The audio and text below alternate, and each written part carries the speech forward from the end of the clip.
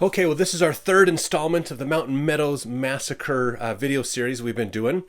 Today we're going to talk about the aftermath. What happened after it was all said and done? What was the result of this massacre, other than the people dying in it? So what happened to this? What became of this incident?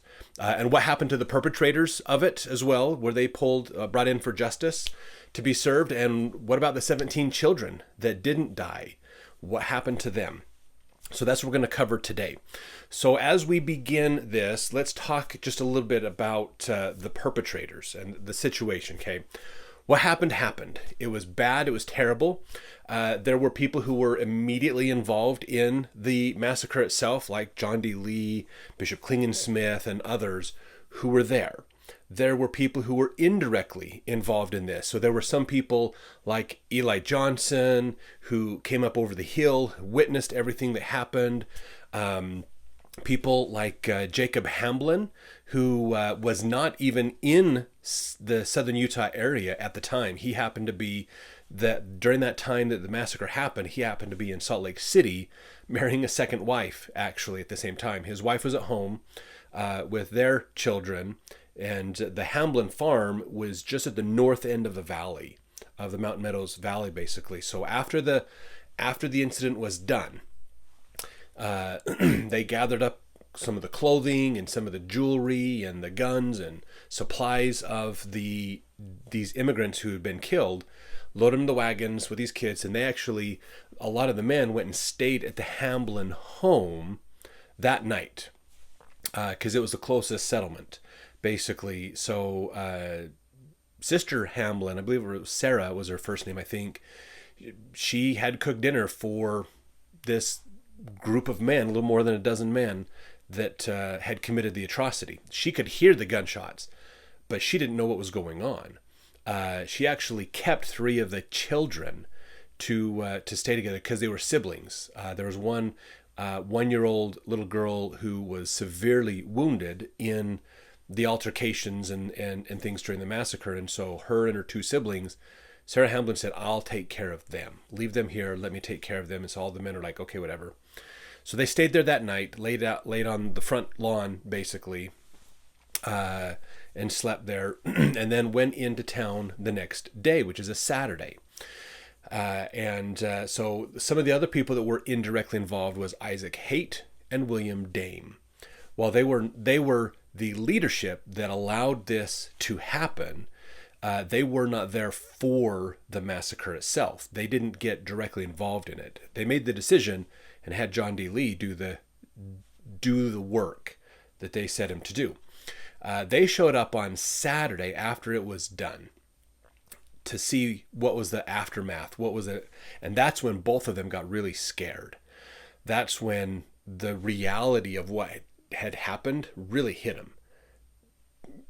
There's some ideas that Isaac Haight probably knew how many immigrants there were that needed to be killed in the massacre. There's not a clear evidence that William Dame knew. Most of the time, it sounds like William Dame was told only a couple people need to die. Most of them are already dead. Only a couple people need to die. Otherwise, he probably would have never, if he'd known there's over 120 still alive, he probably would have never gone through with it. And this is an interesting point in the overall discussion of who's responsible for Mountain Meadows Massacre, because neither of those men implicate Brigham Young. In fact, that day they show up on Saturday, the day after the massacre, to see what happened and to help bury the bodies.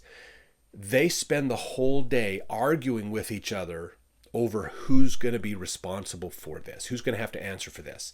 And they blame each other. If Brigham Young had been the leader who authorized it, wouldn't it make sense that they would spend their whole day going, "Man, I don't know how Brigham's getting out of this one"? But they didn't. They blamed each other for the massacre. So Brigham was never mentioned as being a part of it. You'd think that would be the opportune time for them to say that, as they are afraid and realize that really what's happening.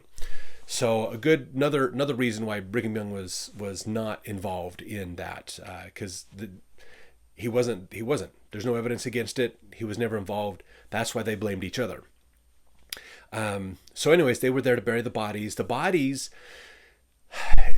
unfortunately, it's a bit of a rocky area, and so they couldn't. They dug shallow graves, and wolves and other predatory animals would dig up the graves and eat the bodies basically. And so other subsequent wagon trains that would come through the area would oftentimes find hair and sometimes torn clothing and sometimes bones strewn around in the valley in different parts. And so it was kind of a bad place to be for a while. Most of the time they said it's best to travel through that area at night. Don't stop.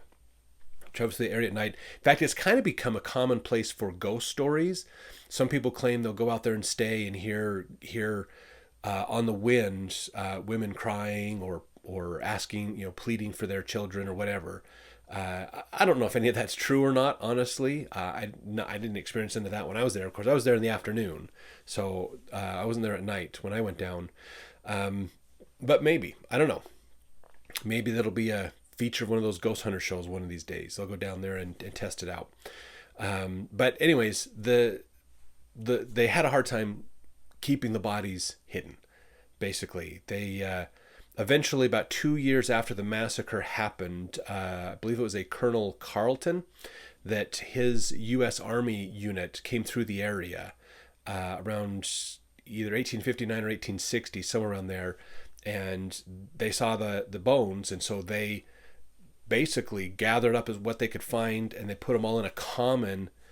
They dug one hole, put all the bones in a common grave, and then buried it, and then piled a ton of rocks on top of it, like made this this mound of rocks.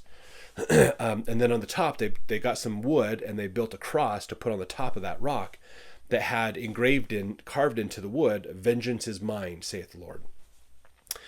So that there's a scripture they quoted on that, and that was the first monument that was built back around 1859, 1860 timeframe.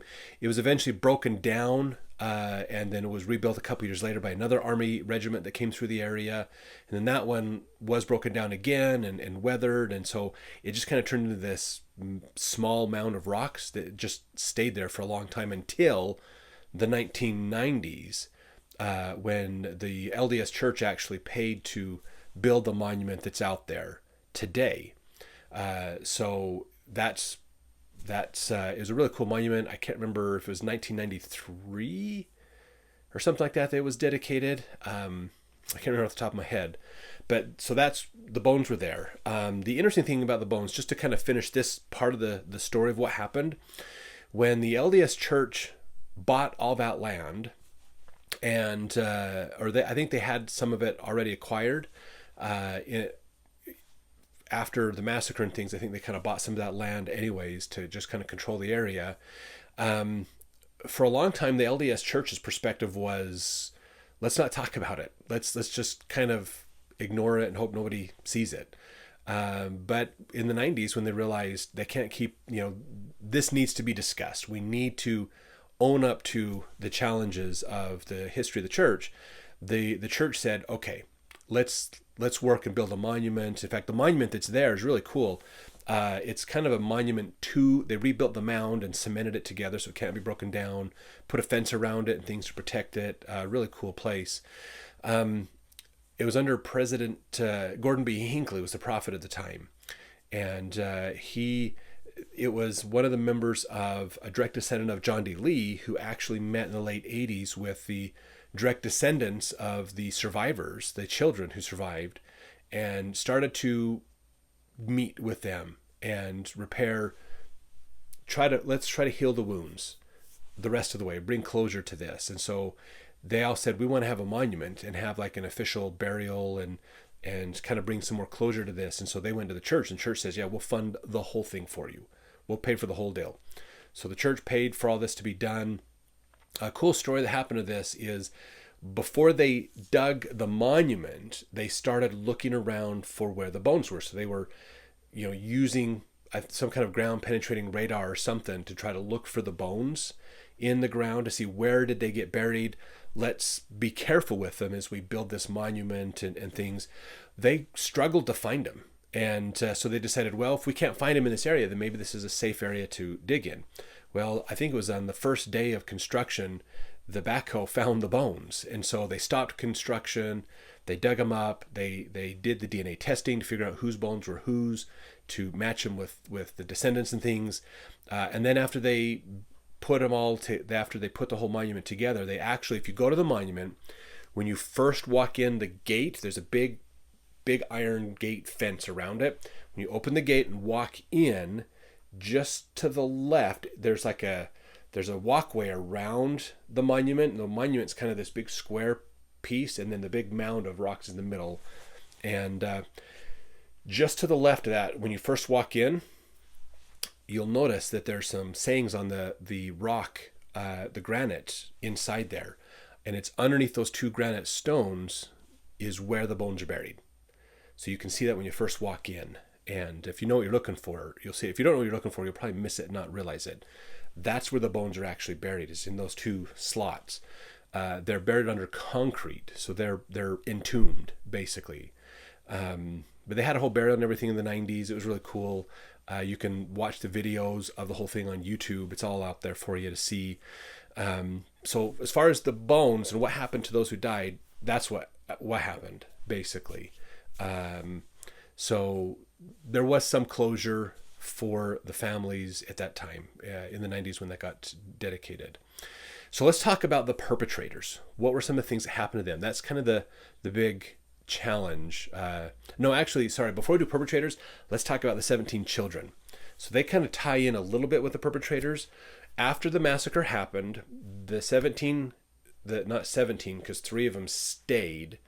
So 14 children went back with all the men who committed the atrocity, killed their parents and their siblings, older siblings, went back to Cedar City, and the Relief Society helped to take care of these kids. Some of the women helped take care of the kids, and they found homes. So these children were adopted into the homes of the LDS settlers. Most of them had their names changed. They were baptized into the LDS church, and were kind of adopted in. And I kind of disagree with how they handled that. I mean, it was at the time, it was the 1800s.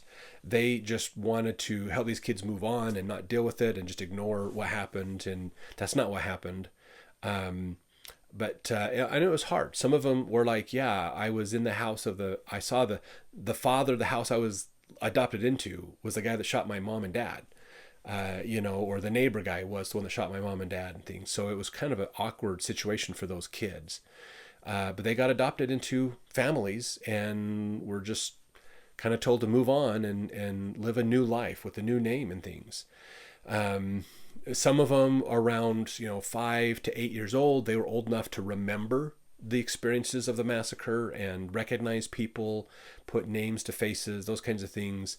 Some of them were relative, like 1 year old, like just newborn. They didn't know what to do. So they had no recollection of any of it. The children were raised, they were kind of scattered throughout southern Utah. They were raised by these families for about 2 years. So after the massacre happened, word spread.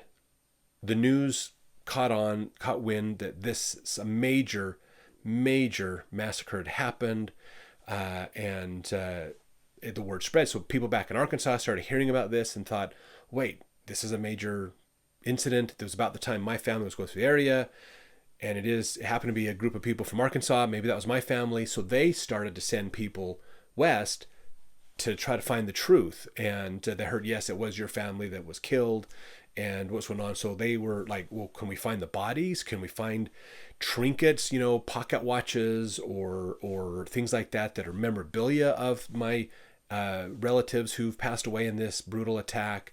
And as they tried to look for things, again, word started to slowly get out. The truth has a way of finding its way out. And as it did, more and more people started realizing the main narrative that was told about the massacre isn't completely true. So the main narrative was this. After this incident happened, William Dame and Isaac Haight said, we're going to have to tell Brigham about this. So word's going to get back to him anyways of this wagon train disaster. So we need to come up with a story. And so they said, John D. Lee, you are an adopted son of Brigham Young, a sealed son of Brigham Young. So we want you to write the letter to him. You have the kind of most clout with Brigham. So he wrote the letter that was then noted as what was considered at the time the official narrative of the massacre. And if that sounds, adopted son of Brigham Young, sounds kind of strange. So let me just do a little bit of a tangent here, just a little aside. So in the LDS Church, there's a concept called sealings. This is where family connections are made that last into eternity. So beyond this life into the next life. Marriages that are sealed, so husband and wife married, will still be married in heaven. It's not till death do us part. It is for time and all eternity. Children are sealed to their parents, so they will be in a family unit in heaven. And so this is to kind of combine everybody into families, which is where genealogy is an important part of LDS concepts of finding your ancestors and doing the work for the dead so that we're all sealed into one big family. Well, the concept of sealing was different. They interpreted it differently back in the 1800s. They understood the idea of families, but they thought of this concept of adopted families. And so it was, I'm going to take my family and get adopted by this apostle, so be a part of his family because he's an apostle and more righteous. And so we can kind of build an artificial family connection through sealings. So John D. Lee was sealed to Brigham Young and one of his wives in a temple sealing, basically, ordinance. So this was seen as a way of using it back in the 1800s. So we don't use it that way today, but that's how they used it back then. So in a way, John D. Lee is a spiritual son of Brigham Young.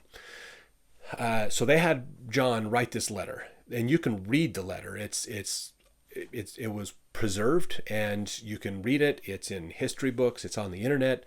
The letter basically says, hey, this group of immigrants was coming through the area. They were a bunch of jerks to us. They were complaining and talking about how glad they were that Joseph and Hiram were killed, that even they had one of the guns that killed Joseph among them. They were part of the militia that killed him. All these things. They poisoned a cow. They left it for the Indians. It killed a couple of the Indians. So the Indians got pissed and basically went down and attacked them and slaughtered them. And John D. Lee put in his letter, I tried to go to save these people from them. I tried to get out there to save them from being massacred by the Indians, and I wasn't able to be successful at that. They were massacred before I got there, and it was all over, and there's nothing we could do about it. That's the letter that John D. Lee wrote Brigham Young. So that's what the majority of what Brigham Young knew about the massacre was what John D. Lee had said. So that was the official narrative for a while, and that was kind of what a lot of the perpetrators stuck with for a while. But again, not everybody agreed with what John wrote and was like, well, yeah, he was there. Indians did play a role in it, but the white men, the Mormon settlers did play a much bigger outsized role than what John D. Lee is saying. Especially he had a bigger role. He didn't go to save him. He was there killing him. So the truth started to spread and started to emerge. Now, as these families were looking for these children, they started to uncover some ideas and clues and things as well. Eventually, they found all of it. They had a federal, I guess like a federal agent, possibly type person. Somebody with federal authority came out, and it was their job to round up these children. And so with the help of Jacob Hamblin and some others, they were able to find where all these children were. It took months for this to pull together. They gathered all these children up after about 2 years of being adopted into these Mormon families. They rounded up all these children and they took them back to Arkansas and Missouri in their homes to be with their family. While back there, so they got reunited with their aunts and uncles and grandparents that did not make the trek. While back there, they told stories as they got older of what happened.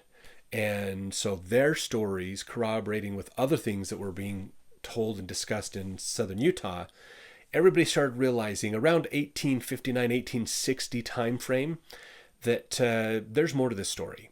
So Brigham Young sent George A. Smith, who was the apostle over St. George and that southern Utah area. He went down to do an investigation. So he went down for a couple of days and interviewed some people, talked with some people, and tried to understand a little bit more of what happened. I'm trying to remember. I don't think he went out to the massacre site on his trip. He went out later with Brigham Young. He and Brigham went out and investigate and saw the site years later. But he did do kind of a cursory high-level investigation. He didn't get too deep into it. He didn't get, he wasn't doing a criminal investigation. He was just trying to understand who was involved in this and what more can we understand about what happened. And again, a lot of people that were the perpetrators didn't want the truth to come out. So they kept that narrative going of this was an attack by the Indians and we tried to help him and it didn't work out. And he's like, well, okay, but what about these stories of the white men? Well, okay, maybe we helped a little bit, maybe, so they weren't telling George A. Smith the full truth either. But he suspected, it seems like he suspected some things. So he came back and his recommendation to Brigham Young was there's probably more to this story than we know. But here's the problem. Okay. And if you watched the second video as to why it happened, you'll know that one, violence is common in the 1800s. That's just something that was always there. If you ever watched that movie Young Guns about Billy the Kid, how he gets his fellow co-workers together to form the Regulators and they go out to hunt down the guy that killed his boss. That's how it was in the West. That was actually common. That was not some rare, weird phenomenon story to make Billy the Kid sensational. There were dozens of people who did the same thing in the 1800s. It's just how it worked. So to get a judge and federal prosecutors out there to go after a crime took years because there just wasn't that many people that were able to do it. The other problem they had, of course, is the more that the church pushed for a full investigation, the more it exposed the church to pains and problems, because most of the people at the time wanted the church to be destroyed. They wanted to find a reason, and they used this as a perfect reason to go after the LDS church. About this time, in fact, there was a judge finally that came to Utah, and he started hearing these stories and rumors as well. So he took it upon himself to investigate this on his own. His whole goal was to find out how to blame Brigham Young for it so that he could destroy the church. He sent lots of sensational letters back east to tell Congress and the news about it so that it would be sensationalized to hate Mormons. They used this to drag the Mormons through the Mormon church through the mud for the 2 decades it took to get the prosecution to work its way through. So the church has no incentive to actually encourage the truth to come out, because no matter what happens, they're going to use it to try to destroy the church. And the church